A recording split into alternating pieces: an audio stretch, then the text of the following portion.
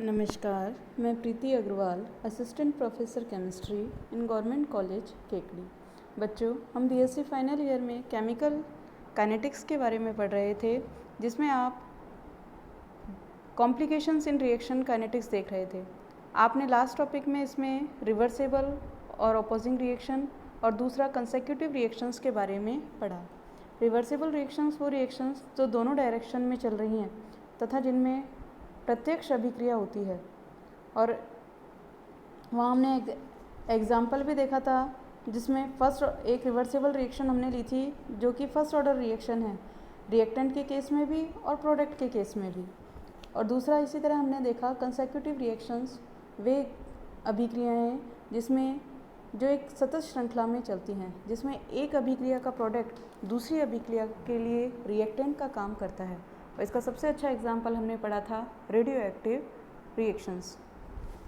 उसके बाद नेक्स्ट तीसरे टाइप की रिएक्शंस हैं पैरेलल और side reactions. Parallel side reaction से मतलब हैं वे रिएक्शंस जिसमें रिएक्टेंट तो एक ही होता है लेकिन प्रोडक्ट एक से अधिक बनते हैं। वह प्रोडक्ट जो अधिक मात्रा में बनता है उसको मेजर प्रोडक्ट कहा जाता है, तथा इसके अलावा दूसरा प्रोडक्ट जो कम मात्रा में बनता है उसे साइड प्रोडक्ट कहते हैं। अर्थात वह रिएक्शन जिसमें प्रोडक्ट की मात्रा अधिक है उसे मेन रिएक्शन की कैटेगरी में रखा गया है और दूसरी रिएक्शंस को साइड रिएक्शंस की कैटेगरी में रखा जाता है। जैसे हम इस एग्जांपल द्वारा समझ सकते हैं कि कोई रिएक्टेंट ए है जिससे दो तरह के प्रोडक्ट बनते हैं बी और सी। प्रोडक्ट बी की यील्ड या कहें प्रोडक्ट बी की मात्रा 80% है और प्रोडक्ट सी की 20%। क्योंकि प्रोडक्ट बी अधिक मात्रा में बनता है इसलिए इसे मेजर प्रोडक्ट कहा जाता है तथा इस रिएक्शन को कहते हैं मेन रिएक्शन या मेजर रिएक्शन। और प्रोडक्ट सी कम मात्रा में बनता है इसलिए इसको साइड प्रोडक्ट कहा जाता है तथा इस रिएक्शन को कह देते हैं साइड रिएक्शंस। चूँकि ये दोनों रिएक्शन साथ चलती हैं इसलिए इन रिएक्शंस को पैरेलल रिएक्शंस भी कहते हैं। अब इसमें हम रेट इक्वेशंस का डिटर्मिनेशन देखें तो माना t बराबर 0 पर, अर्थात A की प्रारंभिक सांद्रता जब शुरुआत में है स्मॉल a मोल पर लीटर, तो उस समय B और C की कंसंट्रेशन होगी 0।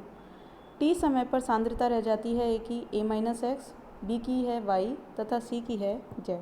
तो मैं लिख सकती हूँ A के कम होने का वेग बराबर होगा माइनस dx/dt के, B और C के बनने का वेग बराबर है प्लस dx/dt, या हम कह सकते हैं B के बनने के वेग को मैं dy/dt से भी रिप्रेजेंट कर सकती हूँ और C के बनने का वेग होगा dz/dt।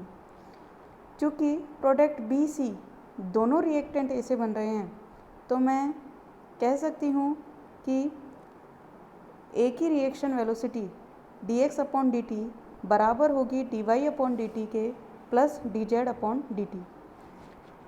तो हम कह सकते हैं कि B के बनने का वेग dy/dt बराबर है k1 into a minus x के, इसे मैंने इक्वेशन 2 नाम दिया, और C के बनने का वेग है dz/dt is equal to k1 dash a minus x. तो मैं लिख सकती हूँ dx/dt is equal to k1 a minus x plus k1 dash a minus x. तो यहाँ से मैं फाइनली इसको लिख सकती हूँ dx/a minus x is equal to k1 plus k1 dash into dt। इसे डिफरेंशियल इक्वेशन कहा जाता है। अब इस इक्वेशन को यदि मैं इंटीग्रेट करूँ, समाकलित करूँ, तो समाकलन के पश्चात मुझे प्राप्त होता है k1 plus k1 dash is equal to 1/t ln a minus x. मैंने यहाँ k1 प्लस k1 डैश को एक सामान्य नियतांक k से रिप्रेजेंट किया है, तो मैं इसको लिख सकती हूँ k is equal to 2.303/t log a minus x. इसको मैंने नाम दिया इक्वेशन 5। अब यदि मैं समीकरण 2 में 3 का भाग दूं तो मैं कह सकती हूँ B के बनने का वेग बटे में C के बनने का वेग is equal to dy/dt upon में dz/dt is equal to k1 a minus x upon में k1 dash a minus x. तो मुझे यहाँ प्राप्त होगा k1/k1 डैश। जिसे भी मैंने एक नियतांक से रिप्रेजेंट किया है z से। तो मैं कह सकती हूँ कि किसी क्षण b की सांद्रता बटे में उसी क्षण c की सांद्रता बराबर होगी z की। इस तरह से यहाँ हम वेग नियतांक k की वैल्यू ज्ञात कर सकते हैं और k से k1 डैश की वैल्यू प्राप्त कर सकते हैं। अब यहाँ एग्जाम्पल दे रखे हैं कुछ पैरेलल रिएक्शंस के, जैसे इथाइल क्लोराइड है। इथाइल क्लोराइड की यदि आप अल्कोहलिक क्यू से रिएक्शन करवाते हो तो उसका मेन प्रोडक्ट बनता है एल्कीन और साइड प्रोडक्ट बनता है अल्कोहल। उसी तरह बेंजीन का यदि मैं हेलोजिनेशन करवाती हूँ तो मेजर प्रोडक्ट बनता है क्लोरोबेंजीन और साइड प्रोडक्ट बनता है हेक्साक्लोरोबेंजीन। इसके अलावा बहुत सारे एग्जाम्पल हैं कि यदि आप फिनॉल की रिएक्शन नाइट्रिक एसिड से करवाओगे तो आपको 3 तरह के प्रोडक्ट मिलते हैं, ऑर्थोनाइट्रोफिनॉल, पैरानाइट्रोफिनॉल, मेटानाइट्रोफिनॉल। तो ये तो बात हुई पैरेलल साइड रिएक्शंस की। अब उसके बाद नेक्स्ट टॉपिक हम देखते हैं catalysis. What is the catalysis? Berzelius नामक वैज्ञानिक ने 1885 में ऐसे भारी पदार्थों का अध्ययन किया जिन्हें अगर हम रिएक्शन मिक्सचर में डालें तो उस रिएक्शन की वेलोसिटी बढ़ जाती है। लेकिन हैरानी वाली बात यह थी कि रिएक्शन वेलोसिटी बढ़ने के पश्चात भी जब रिएक्शन समाप्त हो जाती है तो उन पदार्थों का केमिकल कंपोजिशन सेम था। तो बर्जीलियस ने इन भारी पदार्थों को नाम दिया कैटालिस्ट, उत्प्रेरक। तो उत्प्रेरक वे पदार्थ होते हैं जो स्वयं किसी भी केमिकल रिएक्शन के अंत तक अपरिवर्तित रहते हुए केमिकल रिएक्शन के वेग को बढ़ा देते हैं और यह अभिक्रिया कहलाती है कैटालिसिस, उत्प्रेरण। जिसमें सबसे सिंपल एग्जांपल, जैसे जब आप नाइट्रोजन और हाइड्रोजन से संयोग करके अमोनिया बनाते हैं तो उसमें हम कैटालिस्ट जैसे काम में लेते हैं आयरन। अब इनके यदि हम कैटालाइज्ड रिएक्शन के कैरेक्टरिस्टिक प्रॉपर्टी पढ़ें तो कैटालिस्ट रिएक्शन के एंड तक अनचेंज रहता है, अपरिवर्तित रहता है। इसकी मात्रा तथा रासायनिक संगठन आपको अंत में वही प्राप्त होता है जो शुरुआत में था। इसी तरह केमिकल कैटालिस्ट किसी भी रिएक्शन को शुरू नहीं करता, अर्थात कैटालिस्ट डालकर आप किसी रिएक्शन को स्टार्ट नहीं कर सकते। केवल उसका काम है अभिक्रिया की गति को तेज करना, ना कि शुरू करना। कैटालिस्ट की बहुत ही कम मात्रा ही रिक्वायर्ड होती है और इसकी रिएक्शन स्पेसिफिक होती है, विशिष्ट होती है। अर्थात कोई उत्प्रेरक किसी विशेष अभिक्रिया को ही कैटालाइज कर सकता है, सभी रिएक्शंस को कैटालाइज नहीं कर सकता। इसके सबसे अच्छा एग्जाम्पल है हमारे एंजाइम्स। हर एंजाइम किसी न किसी विशेष बायोकेमिकल रिएक्शन को ही कैटालाइज कर पाता है, सभी को नहीं। अभी हमने जैसे एग्जाम्पल देखा, आयरन है, वो अमोनिया सिंथेसिस को कैटालाइज करता है।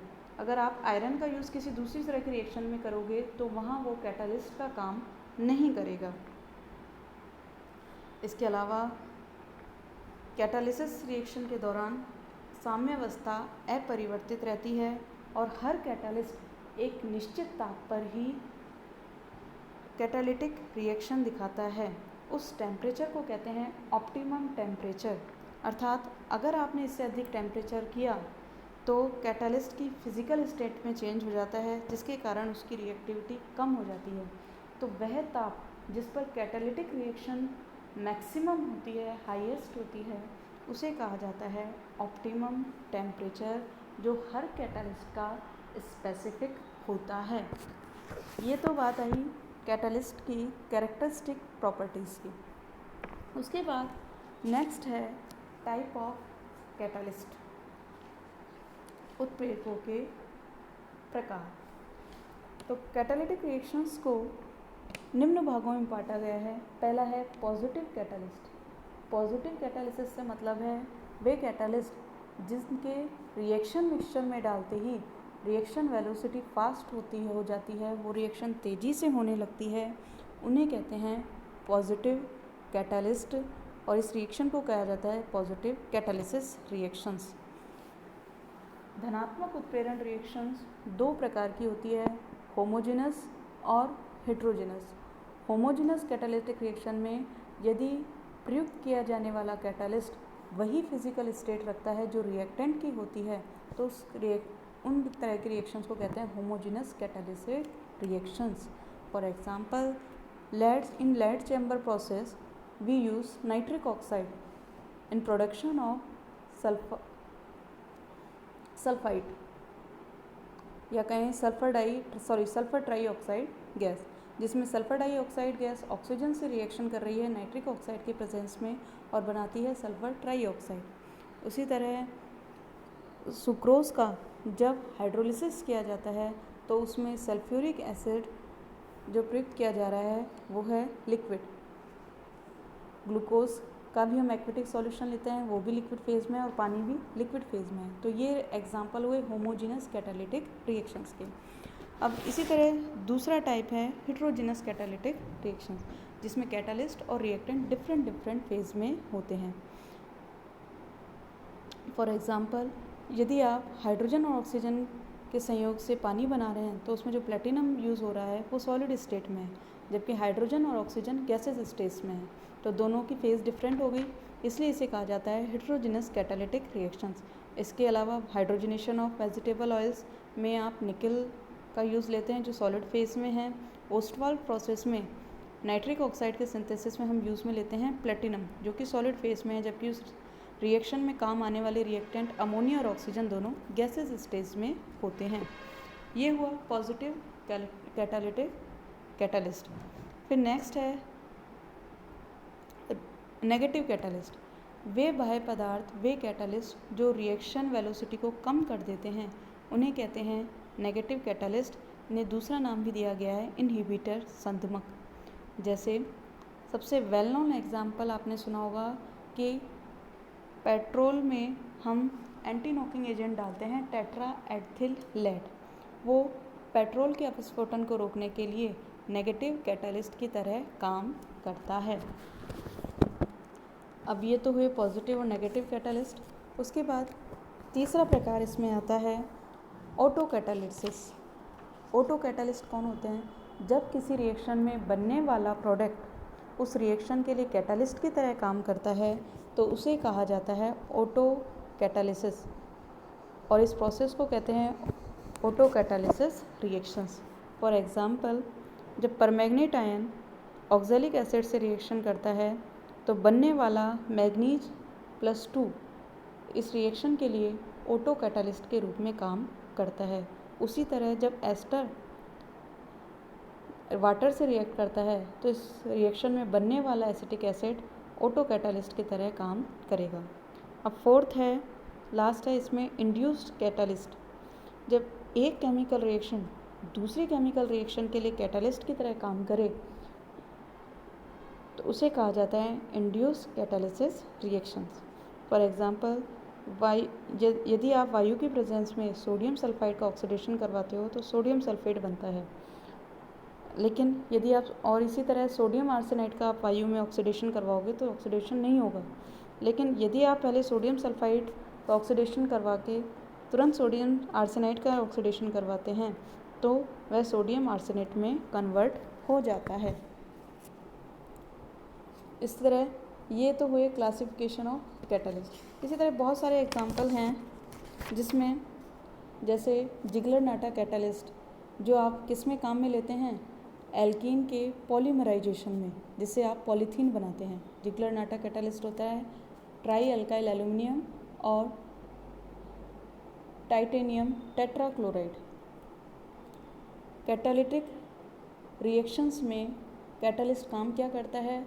वो एक्टिवेशन एनर्जी के पाथ को चेंज कर देता है, अर्थात जो रिएक्शंस अधिक सक्रियण ऊर्जा की उपस्थिति में हो रही थी, कैटालिस्ट डालने पर उस रिएक्शन में एक्टिवेशन एनर्जी कम होने के कारण वह रिएक्शन फास्ट होने लगती है। तो आज हमारा ये चैप्टर समाप्त होता है। आज के लिए इतना ही। धन्यवाद।